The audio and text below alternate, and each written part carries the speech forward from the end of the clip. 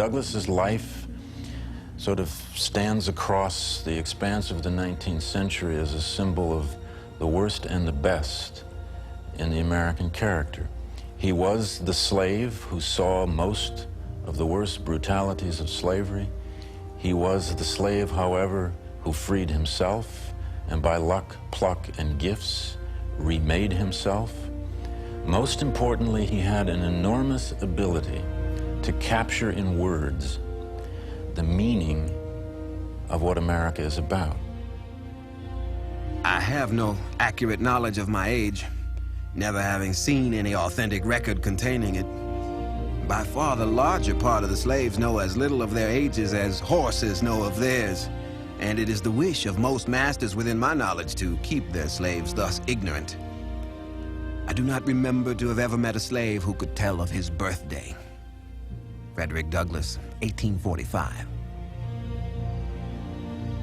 It was along the eastern shore of Maryland near Quiet Creek, called the Tuckahoe, that the life of the man who would inspire a nation began. Frederick Douglass was born in Talbot County on Maryland's eastern shore. He wasn't certain of his birth himself. In fact, he thought that he had been born in 1817. But slave records tell of the birth of Frederick Augustus to a slave named Harriet in February 1818. He knew who his mother was, although she was a distant figure in his life. She lived on another plantation. He never really knew who his father was, although he came to believe that his father was definitely a white man and probably his master. Raised by his grandmother at the far end of the plantation, the tiny boy named Frederick led a carefree, playful life along the muddy shores of the Tuckahoe until he was 6. At about age 6, Douglass found that his childhood had come to an abrupt end.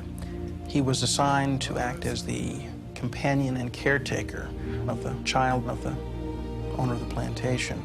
And as a result, he could get in trouble for things that he either had done or had failed to do. And so it became immediately apparent that he was no longer a child, but was a slave and was part of that institution of slavery.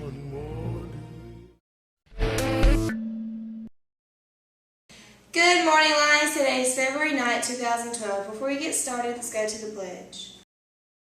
Will you please rise and join me with the pledge? Attention, salute, pledge.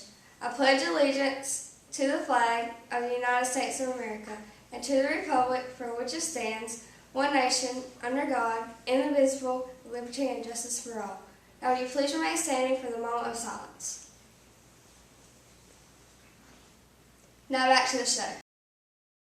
Friday will be Hoops for Heart, which is a fundraiser for the American Heart Association. See Coach Graham or Ms. D for more info.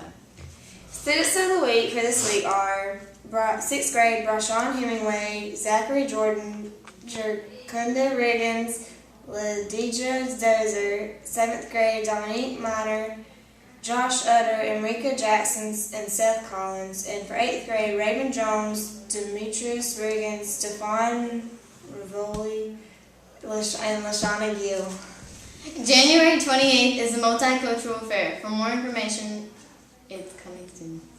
Birthdays for today are